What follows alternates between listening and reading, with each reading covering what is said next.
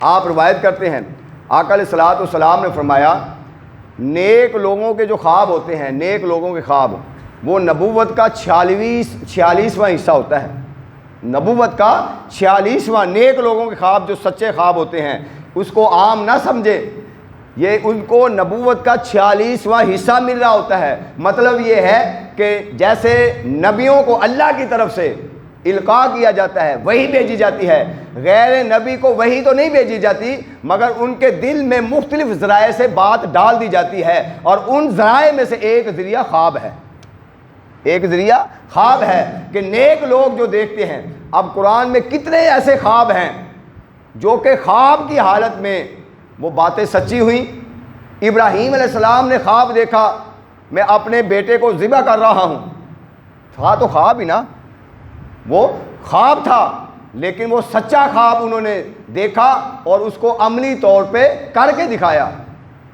انبیاء کے خواب ویسے ہی سچے ہوتے ہیں، اور عام لوگوں کے جو خواب ہوتے ہیں اس کے بارے میں آقا علیہ السلام نے فرمایا کہ اگر تمہیں برے خواب آئیں، برے خواب کیا ہے کہ مجھے سانپ نے کاٹ لیا، میں آپ کو یہ بھی کلیئر کر دوں، لوگ پوچھتے رہتے ہیں آج میں نے بڑا خطرناک خواب دیکھا ہے، خوفناک، میں ایکسیڈنٹ میں مر گیا ہوں، ایکسیڈنٹ ہوا ہے، مجھے سانپ نے کاٹ لیا ہے، مجھے بچھو نے کاٹ لیا ہے۔ یہ سارے کے عمل جو ہیں حضور علیہ السلام نے فرمایا یہ شیطانی عمل ہے۔ جب ایسا خواب آئے جیسے ہی تمہیں جاگ آئے تو بائیں جانب 3 مرتبہ تھوک دیا کرو، بائیں جانب 3 مرتبہ تھوک دیا کرو، یہ شیطانی عمل ہے، یہ شیطانی وسوسہ ہے۔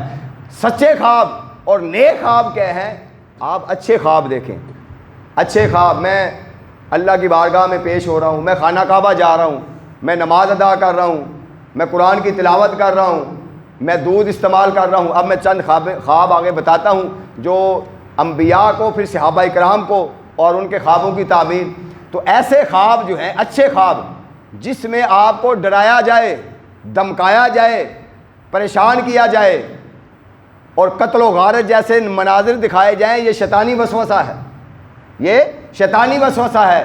سچے خواب اور نیک خواب وہ ہیں جس میں آپ کو سیدھا رستہ دکھایا جائے، آپ کو منزل دکھائی جائے، آپ کو یہ بتایا جائے کہ آپ یہ عمل کریں گے اس کا یہ فائدہ ہوگا۔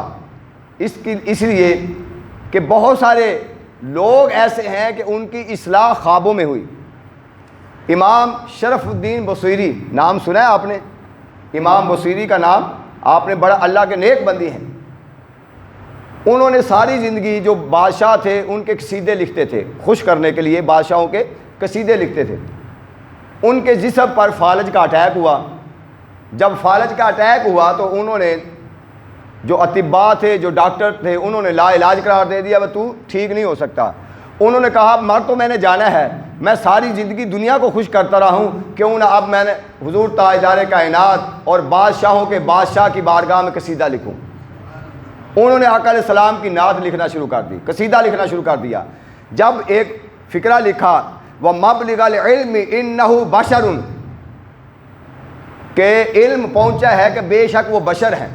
یہاں جب پہنچے اب آگے سمجھ نہیں آ رہا تھا کہ آگے کیا لکھوں، سمجھ نہیں آ رہا تھا کہ آگے، پریشان تھے، سوچ رہے تھے اگلا فقرہ کیا لکھوں۔ سوچتے سوچتے سوتے ہیں اور خواب میں حضور تاجدار کائنات تشریف لاتے ہیں۔